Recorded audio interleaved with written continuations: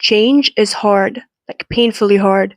You try to fix your habits, you try to become that girl, but it feels like emotional waterboarding. You think it's a discipline problem or a motivation one, but it's not.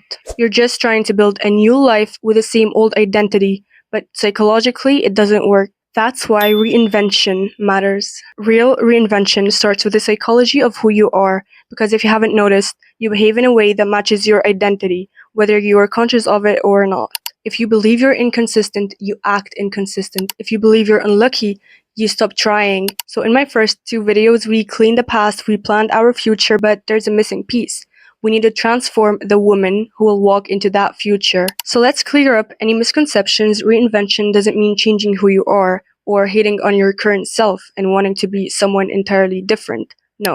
Reinvention simply means changing the identity you are operating from. So that means your labels, your beliefs, your internal story that is shaping your behavior. You are not replacing yourself. We're just updating the version of you that shows up every day. Hey love, if you're new here, which you probably are, I'm Aymana, a psychology graduate who uses real science to rewire your identity, your habits, and your entire glow up. So you can finally become that floating, glowing, dangerously elevated version of yourself you know you're meant to be. So before we jump straight, we must first understand that there are 3 levels of behavior change. The first level is the outcome level, what you want. So it's your goals, your results, your achievements, basically the end outcome you're aiming for. The second level is the process level, how you get there. So it's your system, your strategies, your routines and habits. The third level and the deepest level is the identity. So this is the self-image, the beliefs you carry about who you are, what you're capable of. This is your core beliefs, assumptions you have about yourself, your internal narratives,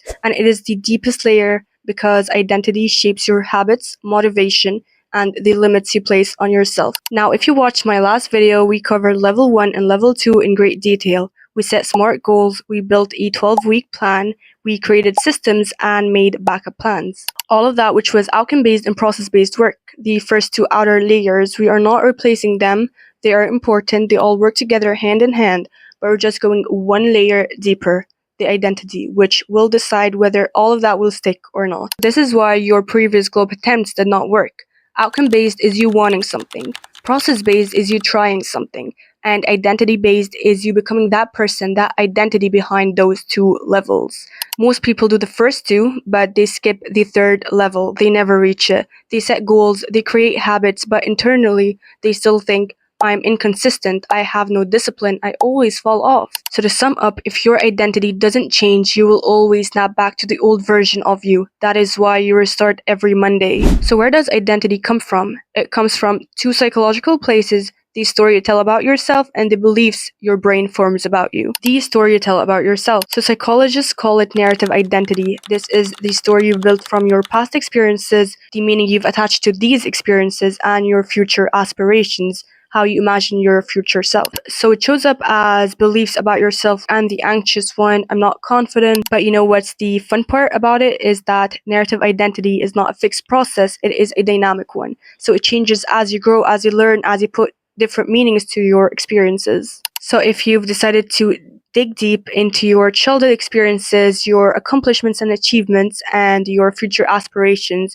you will be able to pinpoint where your identity came from. And the second place your identity came from is your self-schemas. So both are very similar. Your narrative identity and your self-schema, they're like basically interconnected. Your narrative identity explains where your sense of self came from, while your self-schema explains how your beliefs influence your behavior and how you think today. So your self-schema is your mind's internal blueprint. It is like your catalog of who you think you are. And here's the most important thing. Your brain loves consistency. If it believes, for example, that you're inconsistent with your routines and your habits and goals, your brain will nudge your behavior to match that belief. If your narrative is, I am shy, you will act shy even when you try to be confident. If your story is, I always quit, you will quit when things get hard. So your self-schema explains why you act the way you do today. So to sum up everything I've said, the narrative identity creates the story while your self-schema keeps you living inside that story. And that is why changing habits never lasted for you. You're trying to build new behaviors on top of an old identity that doesn't serve you no longer. So now that you understand where identity comes from, now comes the question of How do I actually reinvent my identity? So this is where identity-based habits come in. This is the psychological process that will change you from the inside out. First, you need to decide the type of woman you want to be. Forget about the goals, forget about what you want to achieve, and focus on who you want to be in 2026 and beyond. So I want you to grab a pen or your phone and write down I am statements of the identity that feels true to your future self. Here are some examples. I am a disciplined woman. I am a woman who keeps her promises. I am a woman who stays consistent no matter what. I am a woman who protects her iman. I am a woman who respects her time. So this is your identity. So write them down where you'll see them daily, and let's jump to the second point. So the second step is proving it to yourself with small wins. Your brain needs evidence. It needs consistent evidence. It believes what you repeatedly show it. If you want to be disciplined in something, do at least 10 minutes every day of that thing. You need to show up every single day, even if it's for 10 minutes, okay? That is the small win we're talking about. If you want to be healthy, eat one nourishing meal a day. If you want to be spiritually grounded, pray on time. If you want to be consistent, commit to one habit a day that you do not skip. Small wins builds evidence. Evidence reshapes your identity. Identity reshapes your behavior. So once your identity changes, your behavior starts to align with it automatically. You don't force it. It becomes natural as you become consistent, as you provide the evidence for your brain that you are, etc. This is why this framework works. You do not chase that goal. You become the woman who naturally reaches it. So let me give you a personal example. I wanted to become disciplined. I wanted to do the thing that must be done despite me not wanting to do it. So I started with a small win in the morning.